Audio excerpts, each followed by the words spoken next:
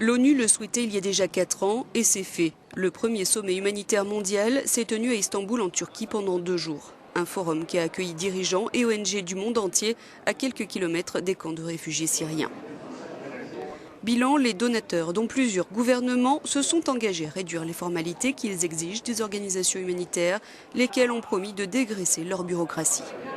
Un dollar investi aujourd'hui dans la défense des droits de l'homme permettra d'épargner des dizaines de milliers de dollars par la suite.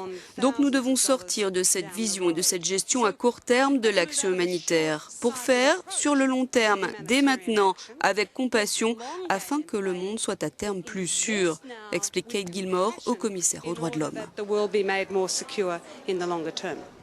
Conséquence de la complexification de la crise humanitaire, les fonds alloués à cette cause sont 12 fois plus importants qu'il y a 15 ans. Mais le système ne marche pas encore assez bien. L'objectif de l'accord obtenu est d'économiser environ 1 milliard de dollars de coûts administratifs par an. La Croix-Rouge salue l'engagement de donner 25% du financement humanitaire directement aux organismes locaux et nationaux d'ici 2020. Le financement est l'expression de quelque chose de beaucoup plus profond. Il n'est pas seulement question d'argent, mais de la reconnaissance de l'ampleur des défis auxquels nous faisons face. Nous voulons tous un meilleur écosystème humanitaire, nous voulons tous une grande efficacité, moins de coûts de transaction et plus important, nous voulons tous des résultats et que cette aide ait un meilleur impact pour les gens dans le besoin. Le sort des enfants a été l'un des axes du sommet. Un fonds de crise pour aider les enfants privés de toute scolarité en raison de la guerre ou de catastrophes naturelles a été lancé.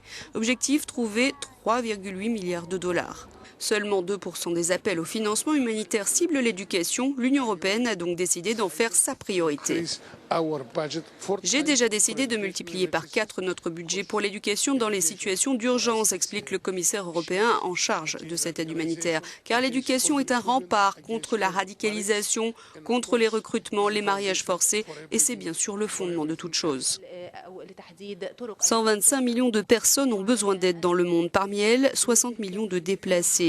Pendant ce forum, les critiques n'ont pas manqué de surgir. La représentante du programme du développement des Nations Unies en Serbie.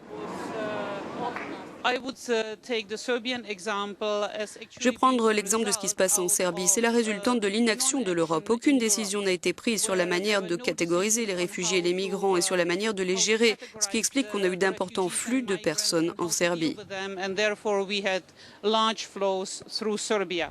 Cet ambitieux sommet a dû également faire face aux dures critiques d'une des plus importantes organisations humanitaires, Médecins sans frontières, qui l'a boycotté. L'ONG dénonce l'hypocrisie de la rencontre qui ne pointe pas du doigt les États responsables des crises.